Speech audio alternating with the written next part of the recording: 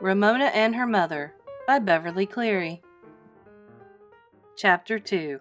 Slacks for Elephant. The day Ramona's father went to work at the checkout counter of the ShopRite Market, life in the Quimby household changed. Sometimes Mr. Quimby worked all day. Sometimes he worked afternoons and evenings. Sometimes he took the car to work while Mrs. Quimby took the bus to her job in Dr. Hobson's office. Sometimes she drove the car while he took the bus, or one would drop the other off at work. Life was different for Ramona, too. She now went home with Howie Kemp after school. The Quimbys paid Howie's grandmother to look after Ramona until one of her parents could come for her after work. Mrs. Quimby said she could not hold a job unless she knew where Ramona was. Every single minute. Beezus also went to the Kemp's house after school, unless she telephoned her mother for permission, to go to a friend's house. Ramona had no choice. One rainy Saturday morning, when Mr. Quimby had worked at the market for several weeks, Ramona asked her mother, "Where do you have to go today?" Mr. Quimby always worked Saturday, the busiest day at the market, which meant Mrs. Quimby had the use of the car to run errands. Ramona was concerned about her mother's errands because she always had to go with her, or as she thought of it, be dragged along. Most of them were of no interest to her. Mrs. Quimby thought a moment before she said in surprise, "Well, what do you know? No place. We have groceries in the cupboard. No one needs to go shopping for shoes. No one needs a present to take to a birthday party. I can stay home." "Then what are you going to do?" asked Ramona. She hoped her mother would not decide to clean house. "So," answered Mrs. Quimby, "I've been trying to finish a blouse for weeks." Sewing seemed like a cozy way to spend a rainy morning. Ramona watched her mother get out the portable sewing machine and set it on the dining room table, along with a pattern and bundle of fabric. "I'm going to wash my hair," announced Beezus. "Again?" inquired Mrs. Quimby. "You washed it only the day before yesterday." "But it's so oily," complained Beezus. "Don't worry, it's just your age," reassured Mrs. Quimby. "You'll outgrow it." "Yes," said Beezus gloomily, "in about 1,000,000 years, when I'm too old to care." "You'll never be that old," said Mrs. Quimby. "I promise." Ramona, bored with her sister's daily complaints about oily hair, leaned on the dining room table to watch her mother. "I like it when you stay home," she remarked, thinking of the days before her mother had gone to work, when the house had smelled of baking cookies or homemade bread on Saturday morning. "Can I sew too?" she asked, picturing a companionable morning close to her mother. She imagined a neighbor dropping in and saying, "Ramona is her mother's girl," as the two of them stitched away together. "Yes," her mother would answer. "I can't get along without Ramona." "Of course you may sew. You know where the scrap bag is," answered her mother with a smile. "What would you like to make?" "I have to think," Ramona said. She went to her room and in a moment returned with a tired-looking stuffed elephant and a large piece of red and white checkered cloth left over from a dress her mother had made for her when she was in kindergarten. Ramona had liked that dress because it matched the red plastic hat the fireman gave her when the kindergarten class visited the fire department. Mrs. Quimby looked up from the sewing machine. "I haven't seen Elephant for a long time," she remarked as Ramona stood the elephant on its 4 feet on the table. "I'm going to make her some slacks," said Ramona, as she spread out the fabric. "All my other animals have clothes, except that snake." Mrs. Quimby considered. "Slacks for an elephant won't be easy. Why not make slacks for Chevrolet?" "She's too beat up," said Ramona critically. "If I were you, I would," began Mrs. Quimby as Ramona studied the checkered cloth. "I can do it," interrupted Ramona, who was impatient with instructions. Mrs. Quimby said no more. The sewing machine began to hum. Ramona picked up her mother's pinking shears and began to cut. There was something satisfying about using pinking shears and watching fabric part in such a neat zigzag line. Working quietly at the table with her mother was even more satisfying. Even the grouchy old cat, Picky, sitting on a corner of the dining room carpet, washing his paws, was behaving like a satisfactory pet. The morning was a time for sharing confidences. Mother, did I used to be like Willa Jean? Ramona asked the question that had worried her since the brunch. Mrs. Quimby answered when she came to the end of her seam. You were a lively little girl with a lot of imagination, and you still are. Ramona was reassured by her mother's words. I would never throw Kleenex all over the living room when someone had a party, she said virtuously. If only every Saturday could be like this one. No errands to run, and the two of them sewing and talking together. Are you going to stop working now that Daddy has a job? Ramona asked as Beezus, her hair wet but combed, came into the dining room with a paper bag in her hand. Mrs. Quimby looked up from the collar she was pinning to her blouse. Why no, she answered, as if she were surprised by the question. Why not? Demanded Ramona, as Beezus pulled some sewing out of the bag. Because we got behind on our bills when Daddy was out of work, explained Mrs. Quimby. And because we have plenty of ways to use money. Beezus will be ready for college in 5 years, and in a few more years you will be ready too. College, to Ramona, was a faraway school for young grown-ups. When they went to college, their mothers worried about them and mailed them boxes of cookies that they called care packages. She had learned this from listening to some of the neighbors talk to her mother. Ramona was surprised to learn that she and her sister would be expected to go to such a school someday. Besides, continued Mrs. Quimby, I like my job. The people are interesting, and Dr. Hobson is pleasant to work for. I wish Daddy liked his job. Beezus' head was bent over the skirt she was basting together. Ramona understood what Beezus meant, because she felt sad too, and her stomach felt tight when her father came home tired and discouraged after a day in the checkout line. People were in a hurry, many were cross because the line was long, and some customers acted as if he were to blame because prices were so high. So do I wish he liked his job. There was a hint of sadness in Mrs. Quimby's voice. But maybe when he has worked at ShopRite longer, he will like it better. New jobs take getting used to. Ramona held up the 2 pieces of cloth she had cut out for the front and back of the slacks. Both were the same. Until now, she had fastened together whatever she was making with Scotch tape or a stapler. Now Ramona felt the time had come for her to advance. Beezus had been using the sewing machine for several years. Can I sew on the machine? She asked. If you're careful. Mrs. Quimby demonstrated the use of the machine. Even though Ramona had to stand up to stitch, she found the machine easier to use than she had expected. She followed her mother's instructions carefully and watched the needle move up and down, leaving behind a trail of tiny, even stitches. Ramona was filled with pleasure at the sight. The sewing machine was much more satisfactory than the stapler, which often stuck or ran out of staples. All sorts of uses for the sewing machine began to fly through Ramona's imagination. Maybe she could even sew paper and make a book. Quickly, but still carefully, she finished the seams of Elephant's slacks. See? I can use the sewing machine too, Ramona bragged to Beezus. Beezus did not bother to answer. She was busy pulling on her skirt while Mrs. Quimby stood by to see how it fit.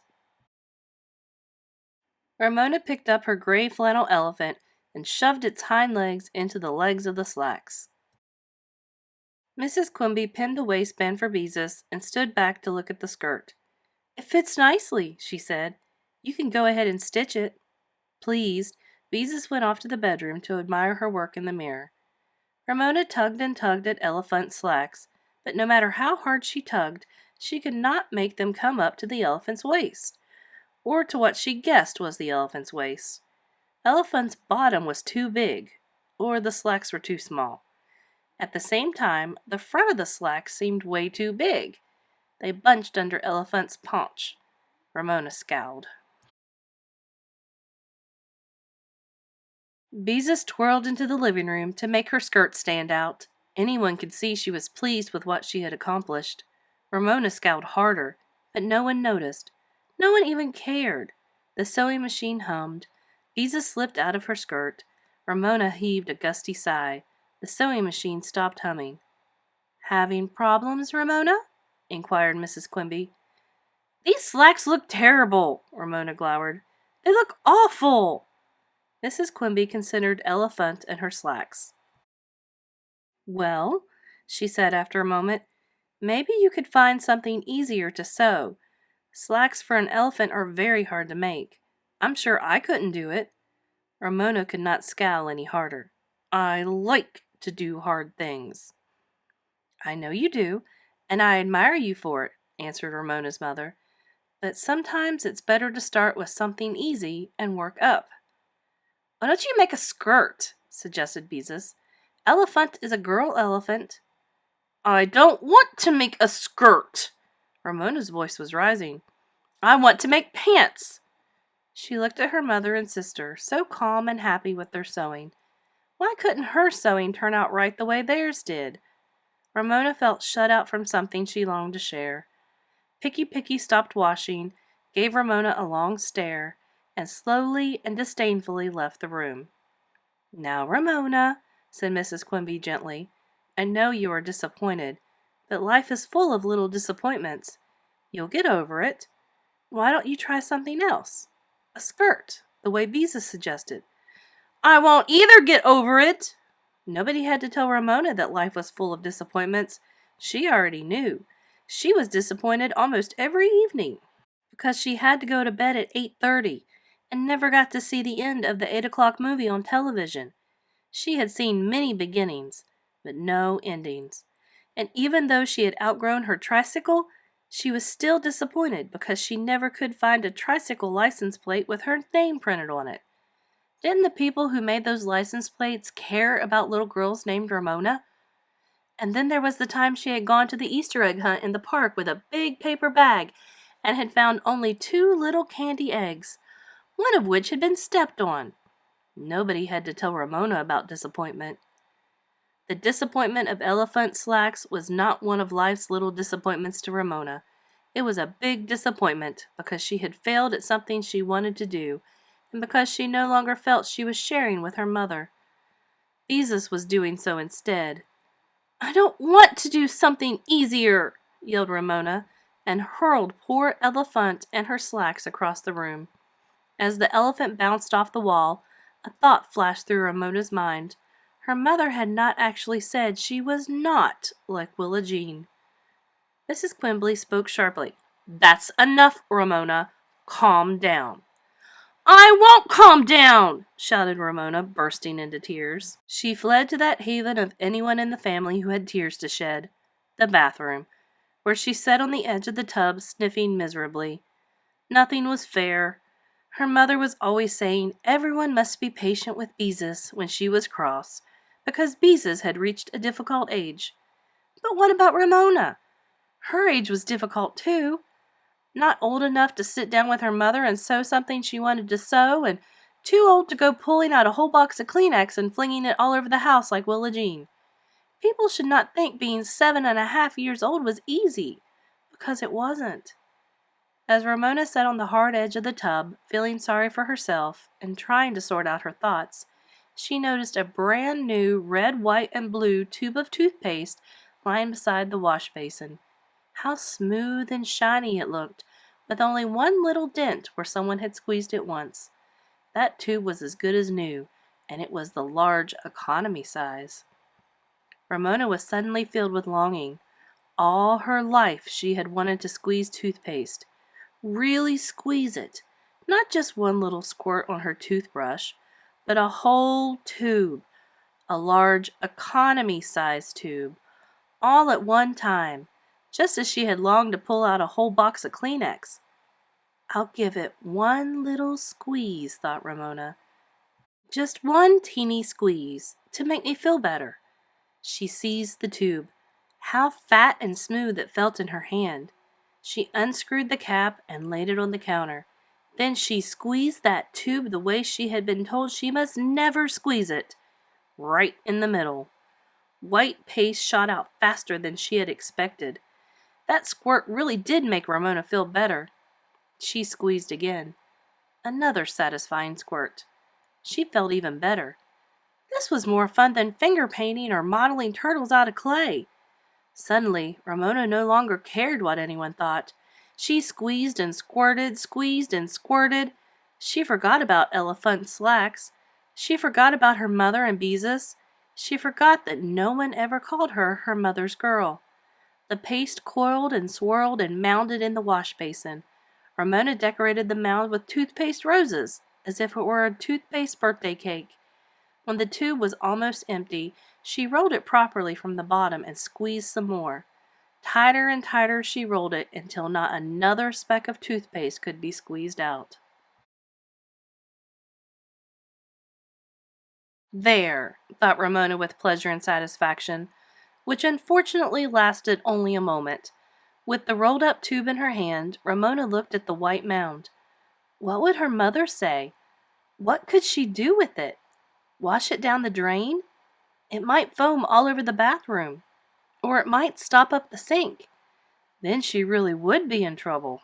Of course, just at that moment, Beezus came down the hall toward the bathroom.